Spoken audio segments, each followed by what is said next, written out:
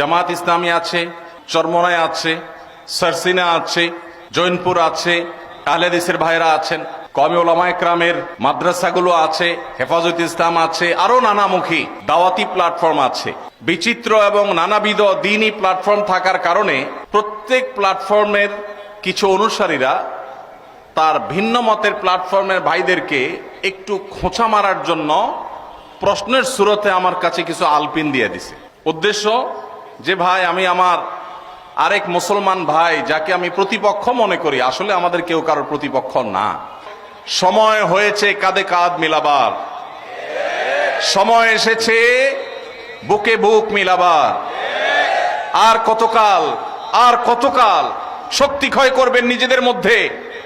শক্তি ক্ষয় করুন কমন শত্রুর বিরুদ্ধে। এই দেশ, এই মাটি মুসলমানদের। আশরাফ আলী থানভী রহমতুল্লাহি আলাইহির খলিফা হযরত মাওলানা আবরারুল হক সাহেব রাহিমাহুল্লাহ তিনি বলতেন, दीन के हर काम करने वालों को रफीक समझो, फरीक ना समझो। যারাই আল্লাহর দ্বীনের কাজ করবে তাদের সবাইকে আমরা বন্ধু মনে করব, প্রতিপক্ষ মনে করব না। আমার একটা পথ আছে, আপনার আরেকটা পথ।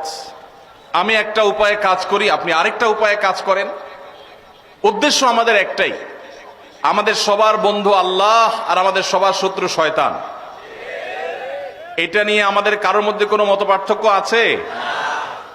যত সিলসিলা আছে, যত দরবার আছে, যত দ্বীনি দাওয়াতি প্ল্যাটফর্ম আছে, যত চিন্তার মুসলমান আমরা এখানে আছি, আমাদের বিভিন্ন বিষয়ে মতপার্থক্য থাকলেও আমাদের মূল বন্ধুকে, মূল শত্রুকে এটা নিয়ে কোনো ভিন্ন মত আছে? শুধু পার্থক্য হলো যে আমাদের শত্রু ইবলিস, তাকে দমন করবার জন্য, তার শয়তানি বন্ধ করবার জন্য কে কোন উপায়ে কাজ করব। আমাদের বন্ধু আল্লাহ, তাকে খুশি করার জন্য কে কিভাবে চেষ্টা করব, এটা নিয়ে আমাদের মত পার্থক্য আছে। আপনি বলেন এক নিয়ম, আমি বলি আরেকটা, উনি বলেন আরেকটা, আমাদের নানাবিধ মত আছে। আমাদের মূল বিষয়ে কোনো মত পার্থক্য নাই। তাহলে আমরা একে অন্যকে খোঁচাখুচি করলে এটা কি দ্বীনের কাজ হবে না দ্বীন আরো ক্ষতিগ্রস্ত হবে? আল্লাহ তাআলা আমাদেরকে বুঝার তৌফিক দান করুন। মূল উদ্দেশ্যের মধ্যে কোনো মত পার্থক্য নাই। আমার সাথে আমার ভাইয়ের কারোর কোনো মত পার্থক্য নাই।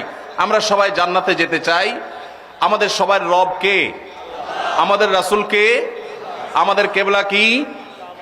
আমাদের কোরআন, আমাদের হাদিস, আমাদের কোনো বিষয় নিয়ে, আমাদের মৌলিক কোনো বিষয় নিয়ে কোনো মত পার্থক্য আছে?